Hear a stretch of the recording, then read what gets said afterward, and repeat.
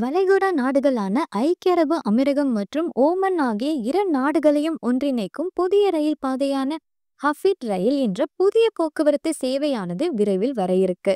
இது முதன்முறையாக இரண்டு வளைகுடா நாடுகளையும் ரயில் மூலம் இணைக்கும் ஒரு கூட்டு முயற்சியாகும். ஹஃபீட் ரயில் என்பது எதிகாட் ரயில், ஓமன் ரயில் மற்றும் முபதாலா முதலீட்டு நிறுவனம் ஆகியவற்றுக்கு இடையேயான கூட்டு முயற்சியாகும். சுமார் $2.5 பில்லியன் மதிப்பிலான இந்த திட்டம் அல் ஐனில் உள்ள எதிகாட் ரயில் நெட்வொர்க்கை ஓமானில் உள்ள சோகர் துறைமுகத்துடன் இணைக்கும். இது பிராந்தியத்தின் முதல் எல்லை தாண்டிய ரயில் பாதையை உருவாக்கும் அப்படின்னு சொல்றாங்க. ஐக்கிய அரபு அமீரகம் மற்றும் ஓமன் இடையே பொருளாதாரம், சமூகம் மற்றும் தளவாட உறவுகளை வலுப்படுத்துவதற்கான பரந்த பார்வையின் முக்கிய பகுதியா இந்த ரயில் இருக்கு. முதல் கட்டத்தில் சோகரை ஐக்கிய அரபு அமீரகத்தின் தேசிய ரயில் நெட்வொர்க்குடன் இணைத்து பயணிகள் மற்றும் சரக்கு சேவைகள் இரண்டிற்கும் முழுமையாக ஒருங்கிணைந்த பாதையை உருவாக்குவோம் அப்படின்னு சொல்லியிருக்காங்க.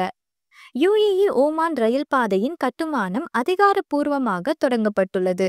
இதோட முக்கிய இலக்குகள்: தடையற்ற எல்லை தாண்டிய போக்குவரத்து இணைப்பை நிறுவுதல், ஒருங்கிணைந்த லாஜிஸ்டிக்ஸ் தளத்தை உருவாக்குதல், இரு நாடுகளிலும் சமூக மற்றும் பொருளாதார நன்மைகளை திறப்பது.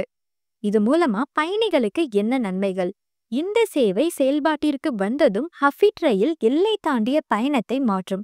வேகமான, பாதுகாப்பான, வசதியான பயணத்தை வழங்கும்னு சொல்றாங்க. குறைக்கப்பட்ட பயண நேரம்: அபுதாபி முதல் சோகர் பயண நேரம் 3 மணி நேரம் 25 நிமிடங்கள்லிருந்து 1 மணி நேரம் 40 நிமிடமா குறைஞ்சிருக்கு. சோகர் முதல் அல் ஐன் 1 மணி நேரம் 27 நிமிடங்கள்ல இருந்து 47 நிமிடங்களா குறைஞ்சிருக்கு. அதிவேக வசதி: பயணிகள் ரயில்கள் மணிக்கு 200 கிலோமீட்டர் வேகத்துல பயணிக்கும்.